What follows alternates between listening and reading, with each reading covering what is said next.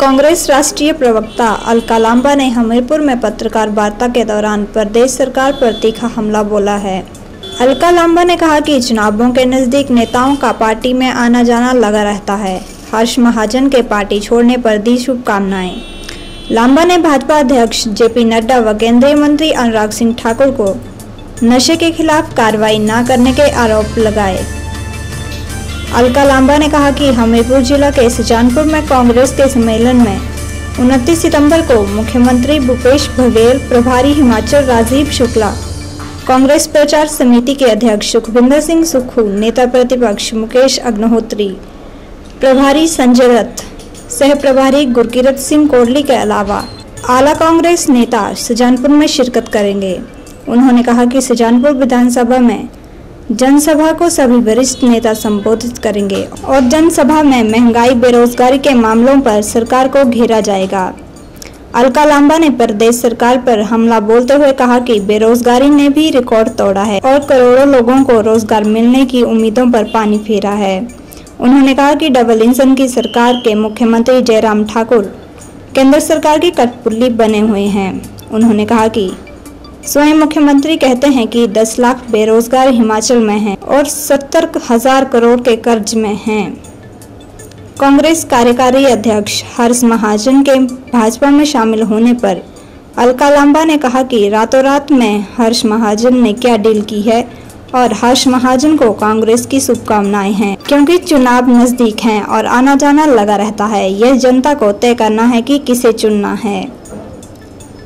टिकटों के वितरण के सवाल पर राष्ट्रीय प्रवक्ता अलका लांबा ने कहा कि हिमाचल व गुजरात में चुनावों में नई पीढ़ी व महिला कांग्रेस को चुनावी तौर पर नवसंकल्प को पूरी तरह से लागू अभी नहीं किया जाएगा, लेकिन आने वाले चुनावों में 50% टिकटों में नए लोगों को भी जगह दी जाएगी। उन्होंने कहा कि उदयपुर व राजस्थान में नवसंकल्प कार्यक्रमों में तय किया था कि 50 साल से कम के लोगों को मौका देने का निर्णय लिया है, लेकिन अभी इसे लागू करने के लिए कुछ इंतजार करना होगा। बाकी टिकटों का फैसला आगामी 2 दिनों में होना तय है। अलका लांबा ने आरोप लगाया है कि प्रदेश के अंदर युवा ही नहीं, युवतियां भी नशे की चपेट में आ गई हैं। उन्होंने जेपी नड्डा और अनुराग ठाकुर को नशा, बेरोजगारी व महंगाई पर घेरते हुए कहा कि नशे के खिलाफ कोई काम नहीं किया है। उन्होंने कहा कि ये दोनों बड़े नेता पीएम मोदी के सामने सच बताने की हिम्मत नहीं करते हैं, क्योंकि गुजरात में मुद्रा पोर्ट से नशे का पूरा कारोबार चल रहा है, लेकिन कोई कार्रवाई नहीं हो रही है। मुख्यमंत्री और जो ऑब्जर्वर हैं आदरणीय भूपेश बघेल जी, राज्यसभा सांसद राजीव शुक्ला जी, प्रभारी हिमाचल, खास तौर से हमारे नेता विपक्ष विधायक प्रताप बाजवा जी, बिट्टू जी जो हमारे सचिव हैं, हमारे कोटली जी, हमारे संजय दत्त जी जो सचिव हैं, प्रभारी हैं, वो सभी लोग कल सुजानपुर विधानसभा, जहां से भाजपा के मुख्यमंत्री, पूर्व मुख्यमंत्री और उस समय के उम्मीदवार को हराकर जीत हासिल करने वाले राजेंद्र राणा जी की विधानसभा में एक बहुत बड़ी जनसभा को संबोधित करने आ रहे हैं। मैं आप सभी पत्रकार साथियों को उसके लिए भी आमंत्रित करना चाहती हूँ। मुद्दे क्या रहेंगे इस जनसभा के?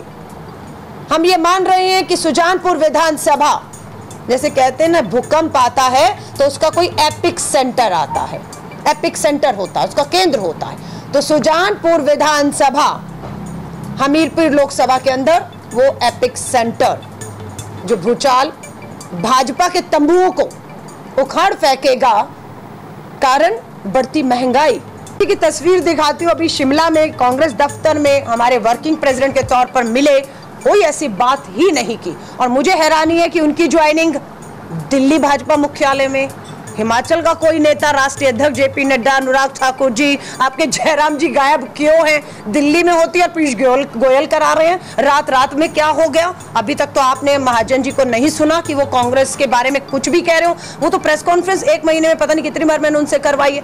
अब क्या बात हुई है?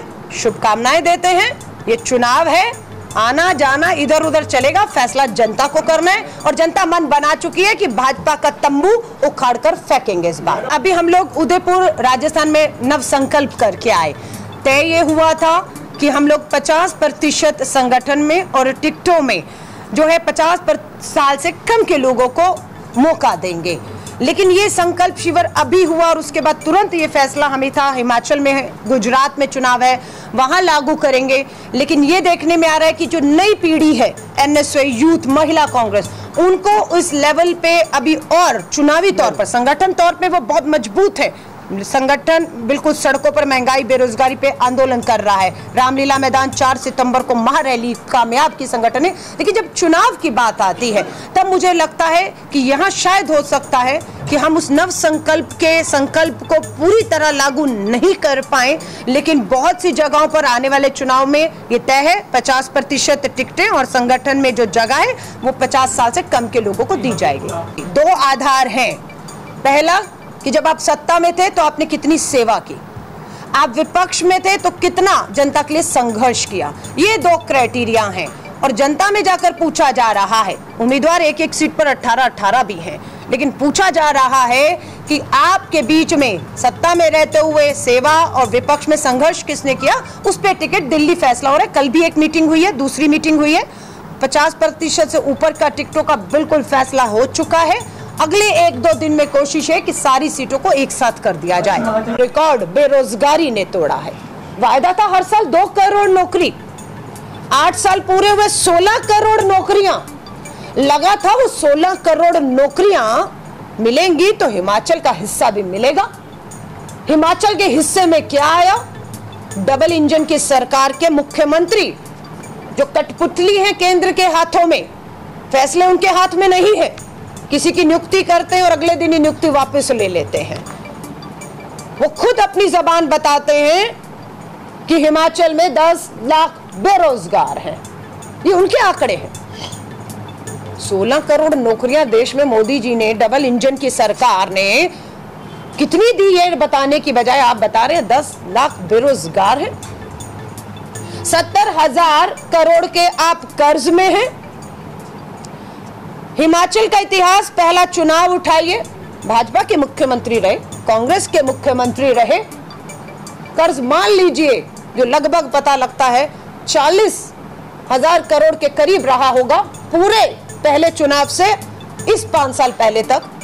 और वो कर्ज खुद बताते हैं 35-30 हजार करोड़ से 70-75 हजार करोड़ पहुंच गए। यानी कि जो पूरे कार्यकाल में कर्ज नहीं था वो मात्र 5 साल में जयराम ठाकुर जी आपने दुगना कर्ज कर दिया है। रोजगार के नाम पर दोबारा दोहरा रही हूं, नशा और चिट्टा आ रहा है। ऊना में खबर है 8वीं क्लास की बेटी, पहले लड़के तो थे अब लड़कियां भी नशे की लत में जा रही है। मैं नहीं कह रही, ऊना की अखबार पढ़ी मैंने और 8वीं क्लास की बच्ची नशा कर रही थी, चरस ले रही थी। जेपी नड्डा जी भाजपा के राष्ट्रीय अध्यक्ष, बधाई देते हैं आपको। दोबारा आपको पता लगा संघ मुख्यालय ने दोबारा भाजपा का राष्ट्रीय अध्यक्ष नियुक्त करने का फैसला ले लिया है।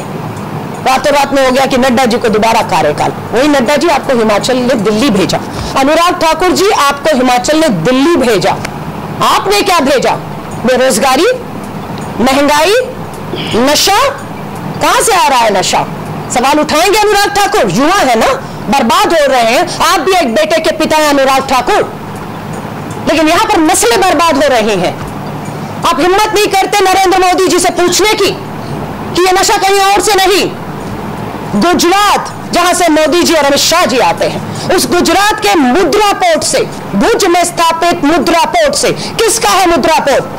आज अलका लांबा, कांग्रेस की राष्ट्रीय प्रवक्ता, नाम ले रही है।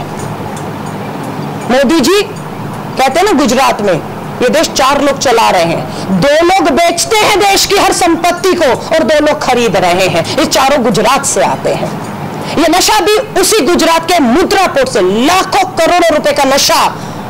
अफगानिस्तान, पाकिस्तान, कौन सा पोर्ट मिलता है जहां से नशा आराम से अंदर आ सकता है? अडानी का भुज में स्थापित मुद्रा पोर्ट।